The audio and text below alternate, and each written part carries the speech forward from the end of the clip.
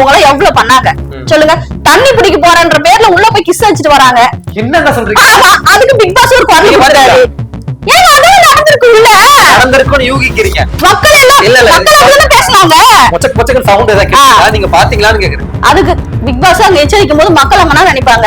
அவருக்கு இப்ப தகவல் வந்து இப்ப நானே ஒரு வீடியோஸ் என்னோட ஐடியில போட்டேன்னு வச்சுக்கோங்க. என்கிட்ட இன்பாக்ஸ்ல நிறைய பேர் பேசுறாங்க. புகழ் வந்து ஒரு குடிக்காரன். அப்படி கிடையாதுங்க. புகழ் வந்து ஒரு குடிக்காரன். மாகாப்பா பத்தி தெரியும், ஈசிஆர் பத்தி நிறைய விஷயங்கள் என்கிட்ட தெரியும். அது நிறைய பேர் கமெண்ட் பண்றாங்க. அப்ப உங்களோட விஷயத்தெல்லாம் நாங்க எடுத்து பேசும்போது அப்ப பேசணும்னா அப்ப எப்படி இருக்கும்?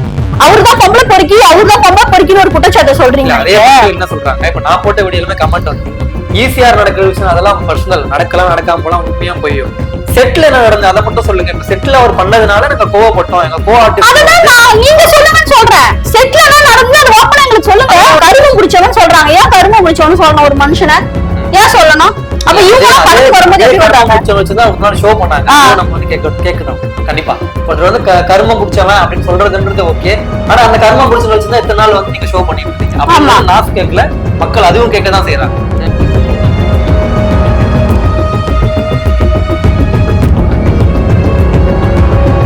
சொன்னதுல ஒரு இன்டர்வியூ கொடுத்திருந்தாரு. அதுல ஒரு நல்ல விஷயம் ஒண்ணு இருக்கு. நான் பிக் பாஸ் போயிட்டு வந்ததுக்கு அப்புறம் எந்த விதமான பெய்டு ப்ரொமோஷனும் நான் பண்ணல, எந்த விதமான பிராண்டுக்கும் நான் ப்ரொமோஷன் பண்ணல.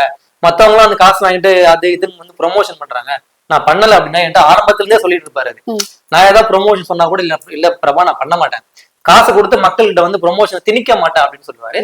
அந்த விஷயம் வந்து வாட்டர்மேன் சார்கிட்ட வந்து எனக்கு பிடிக்கும். ஏன்னா பிளஸ் நம்ம சொல்லிடும்ல, ஒருத்தர் வந்து ட்ரோல் மட்டுமே பண்ணக்கூடாது, ஒரு நல்ல மனிதர்ன்றது. இந்த இடத்துல வந்து காசு நீங்க எவ்வளவு கொடுத்தாலுமே சரி, அதை வாங்கிட்டு ஒரு சோப்பு விளம்பரமோ ஒரு பவுடர் விளம்பரமோ இல்ல எந்த ஆப்போ எதுவுமே வந்து அவர் வந்து ப்ரொமோட் பண்ணவே மாட்டாரு இன்ஸ்டால. ஆமா, அது பண்ண மாட்டாரு, உங்களுக்கே தெரியும்ல.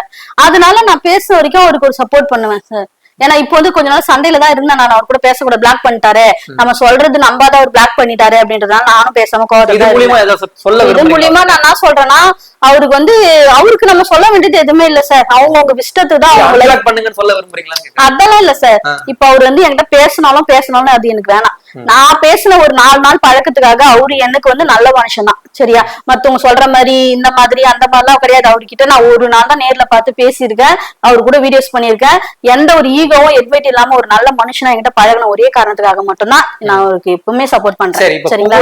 புகழ் ப்ரோவும் கானா வினோத் ப்ரோவும் மாகாப்பான்னு வந்து அவர் அடிச்சிருக்காங்கன்ற ஒரு தகவல் இருக்குல்ல, அவங்க கிட்ட நீங்க என்ன கேட்க விரும்புறீங்க? சார் நான் சொல்றேன், இந்த நாட்டுல வந்து மிருகத்தங்க அடிச்சா கூட கேட்கறதுக்குன்னு ஒரு இது இருக்கு, சரிங்களா? மிருகத்தை அடிச்சா கூட கேட்கறதுக்குன்னு இது இருக்கு. எந்த தப்பு செஞ்சாலும் அதுக்கான தண்டனை கொடுங்க சார். எதுக்கு அடிப்பீங்க? ஏன் அடிக்கிறீங்க? உங்களுக்குன்னா அடிக்கிறதுக்கு மேல நீங்க யாரு, அவங்க ஹஸ்பண்ட் யாரு, அவங்க ஒய்ஃப் யாரு, அது அவங்க வந்து கேஸ் கொடுக்கட்டும், இல்ல அவங்களே அடிக்கட்டும், அந்த லேடியா அடிக்கட்டும், அந்த அவங்க ஹஸ்பண்ட் அடிக்கட்டும். நீங்க ஏன் சார் அடிப்பீங்க சொல்லுங்க? நான் தெரியாம கேட்கிறேன். உங்க மேல எவ்வளவு குற்றச்சாட்டு வந்திருக்கு, எவ்வளவு குற்றச்சாட்டு மறைவுல எவ்வளவே இருக்கு. அவருக்கு இப்ப தகவல் வந்து இப்ப நானே ஒரு வீடியோஸ் என்னோட ஐடியில போட்டேன்னு வச்சுக்கோங்க.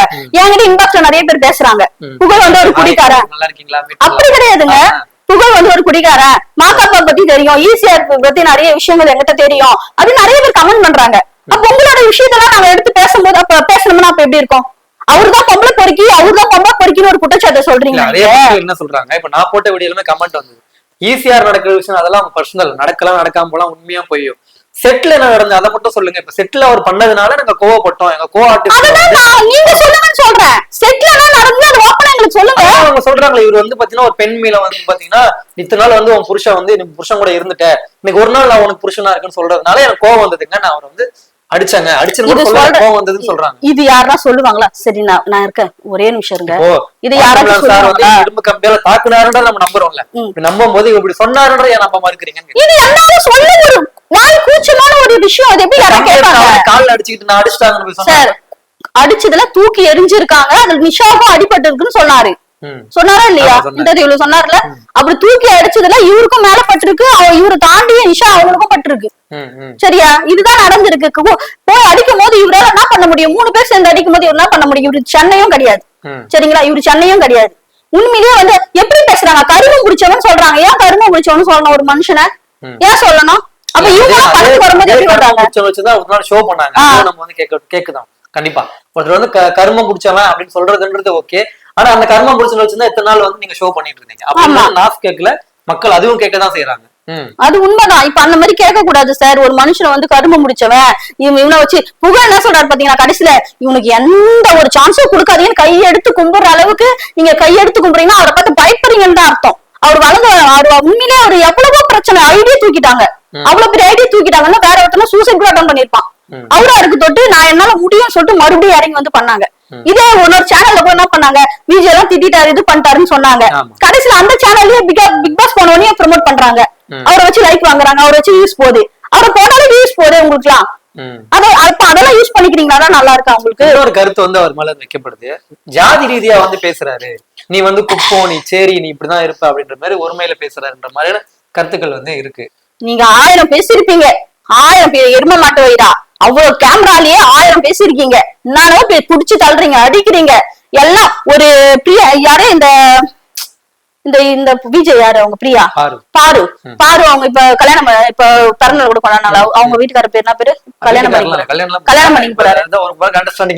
அதுதான் கமருதீன். அவங்க எல்லாம் எவ்வளவு பண்ணாங்க சொல்லுங்க. தண்ணி பிடிக்க போறன்ற பேர்ல உள்ள போய் கிஸ் அடிச்சுட்டு வராங்க. என்ன சொல்றீங்க? அதுக்கு பிக் பாஸ் ஒரு குரல் கொடுத்தாரு. ஏங்க அதுவும் நடந்திருக்கும்ல, யூகிக்கிறீங்க மக்கள் எல்லாம் பேசுனாங்க. மொச்சக்கு சவுண்ட் ஏதாவது கேட்டீங்களா? நீங்க பாத்தீங்களான்னு கேக்குறேன். அதுக்கு பிக் பாஸ் அங்க எச்சரிக்கும் போது மக்கள் அவங்க நினைப்பாங்க, இவங்க 2 பேரும் உள்ள போய் என்ன பண்ணிட்டு வருவாங்க அந்த 2 செகண்ட்ல சொல்லிட்டு மக்கள் யோசிப்பாங்க. சரியா? அந்த மாதிரி பண்றாங்க. சொல்ல வரீங்க முத்தம் பரிமாற்றப்பட்டது இல்ல. அப்ப உள்ள போய் என்ன பண்ணுவாங்க, 2 பேரும் லவர்ஸ், 2 பேரும் என்ன பண்ணுவாங்க சொல்லுங்க, நீங்க தான் சொல்லுங்க. சரி, அது வந்து மக்கள் கிட்டே மக்கள் அவங்களே ஒரு இது வலைய போட்டாங்க, இதுதான் நடந்திருக்கும்னு சொல்லிட்டு அததான் நானும் சொல்றேன். சரியா? மக்கள் எல்லாம் பேசிக்கிறத வச்சுதான் நானும் சொல்றேன். இப்படி எல்லாம் ஒரு குற்றச்சாட்டை வந்து தேடி தேடி கண்டுபிடிக்கிற பிக் பாஸ் வந்து அப்ப அதெல்லாம் வந்து பெருசா தெரியல. சரிங்களா? இப்ப இவரை மட்டும் தானே இப்படி காட்டுவீங்க, அவர் போய் ஸ்விம்மிங் பூல்ல குடிக்கிறது, அப்பவே நீங்க அதை மறைச்சு விடுங்க. பிக் பாஸ் அதை பார்த்தாதானே உங்களுக்கு வியூஸ் போகுது. பிக் பாஸ்ல நீங்க அவர் குளிக்கிறது ஆக்சுவலா ஸ்விம்மிங் பூல்ல குளிக்கலங்க, அதான் குளிக்கிறதுக்கான இடம் கிடையாது, குளிக்கிறதுக்கான இடம் கிடையாது. அதுல போய் உங்க ஆள் வந்து குளிச்சு நீச்சல் அடிச்சு எங்க ஆளு அப்படிலாம் கிடையாதுங்க. அவரு எனக்கு ஒரு அண்ணன் தம்பி மாதிரி தான். அண்ணன் தம்பி நான் யாரையும் நான் கம்பேர் பண்ண மாட்டேன், ஏன்னா எனக்கு உண்மையிலே அண்ணன் எல்லாம் கிடையாது. அதனால வந்து என் அண்ணனா யாருன்னு வைக்கணுமோ அவங்க மட்டும் வைப்பேன். அது ஒரு ஃப்ரெண்டு மாதிரி, எனக்கு தெரிஞ்ச ஒரு வெல்விஷர் மாதிரி, அவ்வளவுதான். சரியா? அந்த அவருக்கு இந்த மாதிரி நடக்கும் போது என்னால தாங்க முடியல சார். அது மட்டும் எனக்கு நிச்சயமா தாக்கப்பட்டது வந்து உங்க மனசு வந்து ரொம்ப கஷ்டமா இருக்கு. இது வந்து லேடிஸ்க்கு வந்து நிறைய பேருக்கு அவர்கிட்ட பழகாதனால தெரியாது. ஏன்னா அவர் வந்து உண்மையிலே என்கிட்ட ரொம்ப க்ளோஸா பழகுவாரு. ஏன்னா எப்படி சொல்றதுன்னா, ஒரு அவர் இப்ப நம்ம ஏதாச்சும் ஒரு எமர்ஜென்சினா ஒரு எப்படிதான் சொல்றேன் கேக்குதுங்க. இப்போ வந்து நம்மளுக்கு ஒரு ஆபத்துன்னு வச்சுக்கோங்க, ஒரு நல்லதுன்னு வச்சுக்கோங்க, அது ரெண்டுத்தையும் ஃபர்ஸ்ட் யாருகிட்ட சொல்லுவோம்? ரொம்ப க்ளோஸா இருக்குன்னு சொல்லுவேன். அவர் எதுன்னா உடனே எனக்கு ஒரு போன் அடிப்பாரு. அவரும் ஒரு நடிகர் தான், அவரும் ஒரு இது பண்றவதான். அத்தனை பேர் மத்தியில நீங்க அப்ப அடிக்கிறீங்கன்னா ஒரு நாயதான் அந்த மாதிரி அடிப்பாங்க, ஒரு நாயதான் அந்த மாதிரி அடிப்பாங்களே கண்டி, மனுஷங்களை யாரும் அந்த மாதிரி அடிக்க மாட்டாங்க. அப்ப அடிச்சா நீங்க அந்த அவரை எந்த அளவுக்கு நினைச்சிருக்கீங்க? நீங்க பாடி ஷேமிங் பண்ணி பேசுறீங்க, அதுக்கு எவ்வளவு பெரிய தண்டனை தெரியுமா? சரிங்களா? அவர் கருமம் பிடிச்சவனா ஒரு கருமனா எடுத்து சொல்லுவோம். சொல்லுங்க, கருமம் முடிச்சவனு ஒரு மனுஷனை பார்த்து நீங்க அப்ப பாடி ஷேமிங் பண்ணி சொல்றீங்களா இல்லையா? சொல்லுங்க. அது எப்படி முகம் சுளிக்க வேண்டியதுதானே இருக்கு? அந்த கருமம் பிடிச்சவதான் எடுத்து போய் சேனல்ல போட்டீங்க, வீடியோஸ் பண்ணீங்க, எல்லாம் பண்ணீங்க. இன்னைக்கு அவங்களுக்கு ஒரு அக்காவோ தங்கச்சியதான் நான் நின்னு பேசிட்டு இருக்கேன். சரிங்களா? இது வந்து யாரு எது பேசினாலும் எனக்கு கவலையே கிடையாது. சரிங்களா? உண்மையிலே நான் சென்னையில வந்து அவருக்கு ஏதாச்சும் ஒரு பாதிப்பாச்சுன்னா இனிமே அவர் என்கிட்ட பேச கிடையாது. சரிங்களா? அவருக்கு தெரியாமையே கூட நான் ஒரு வக்கீல வச்சு நான் வாதாடுவேன் கண்டி. உண்மையிலேயே அவருக்கு ஒரு நியாயத்தை கண்டிப்பா இந்த மக்கள் வந்து யோசிக்கவே மாட்டாங்க. பிக் பாஸ்ல காட்டுனதை வச்சே அவர் வந்து அவரோட உடம்ப பார்த்து, அவரு முகத்தை பார்த்து, ஆனா அவரு மனசுல ஒரு நல்ல மனுஷன் இருக்கான், அது யாரும் மக்கள் பார்க்க மாட்டாங்க. சரிமா? அவர் பேசுறாருன்னா அவர் பண்றாரு, இதை பண்றாரு, அப்படி பண்றாரு, இப்படி பண்றாருன்னு சொல்றாங்க. அதுவும் மக்கள் பிக் பாஸ்ல பாக்குறாங்கன்னா அவரு அதை ஒரு ஃபேமஸ்க்காக பண்ணலாம் இல்லையா? சொல்லுங்க, ஒரு ஃபேமஸ்க்காக பண்ணலாம் இல்லையா? டைம்லயே வந்து அவருக்கு வந்து குழந்தைகள் முதல் கொண்டு நிறைய ரசிகர்கள் எல்லாம் இருந்தாங்க. அவர் பண்ற மாதிரியே வந்து நடிப்பா இருக்குன்றத பண்ணி ரோட்ல போயிட்டு இருக்கேன், ஒரு நாள் ஒரு குழந்தை வந்து தர்பூஸ் பழத்தை வச்சுட்டு இது மாதிரி பண்ணி காட்டுது இன்னொரு குழந்தை கிட்ட. அப்ப அதை பார்க்கும்போது சிரிச்சுட்டு தான் போறேன் நான். அப்ப அதை பார்க்கும்போது குழந்தைங்க அவரை பார்த்து கெட்டதை மட்டும் கத்துக்குது. சொல்லுங்க, இன்னைக்கு ஒரு ஆர்டிஸ்ட் வந்தாலும் சரி, ஒரு ஆக்டர் வந்தாலும் சரி, திவாகர் போனாலும் சரி, இந்த இடத்துல யாருக்கு கூட்டம் அதிகமா வரும்னு நீங்க நினைக்கிறீங்க? சொல்லுங்க. திவாகருக்கு தான் கூட்டம் அதிகமா வரும். இன்னைக்குமே நான் சொல்றேன், இதே ஏதாவது ஒரு ஸ்டேஜ் போட்டு ஒரு 3 பேர் கூட ஒரு ஆக்டர் போட்டோம், இவரும் போட்டோம், எத்தனை பேர் வந்து திவாகர் கிட்ட வராங்க, எத்தனை பேர் ஆக்டர் கிட்ட வராங்க நீங்க பாருங்க. இந்த விஷயம் நான் ஏற்படுகிறதா என்ன, ஒரு சில பேர் வந்து பாத்தீங்கன்னா ஒரு ஈவென்ட் பண்றோம் அப்படின்னாலே திவாகரை வந்து பாத்தீங்கன்னா ஒரு மரியாதை நிமித்தமா கூப்பிடுறாங்களோ இல்லையா, ஒரு கிரௌடு வரும், பப்ளிசிட்டி வரும், ஒரு வைபா இருக்குன்றது கூப்பிடுறாங்க. அப்படிதான் அந்த சேனல்லையுமே இப்ப அவர் கூப்பிடுறாங்க. ஆமா தேவைப்படுது. அப்ப வந்து திவாகர் வந்து தேவைப்படுறாரு. இப்ப வந்து பாத்தீங்கன்னா தேவைப்படல. இல்ல சார், இவங்க 3 பேர் சொல்றது வந்து என்னால ரொம்பவே இது பண்ணவே முடியாது சார். வினோத்ன்றவர் வந்து பாட்டு பாடியிருக்காரு, உங்களுக்கே தெரியும் சரியா. எனக்கு வினோத்ன்றவர் யாருன்னு தெரியாது, பிக் பாஸ் வரும்போது கூட யாருன்னு தெரியாது. இந்த பாட்டு போடும் போது இவரு தான் இந்த பாட்டு பாடினாருன்னு சொல்லும் போது ஃப்ரெண்ட்ஸ் எல்லாம் அப்பதான் இவரு வினோத்னு தெரியுது. அப்போ வந்து உங்களோட முகம் வந்து உங்க பாட்டெல்லாம் வச்சுலாம் யாருக்குமே தெரியல.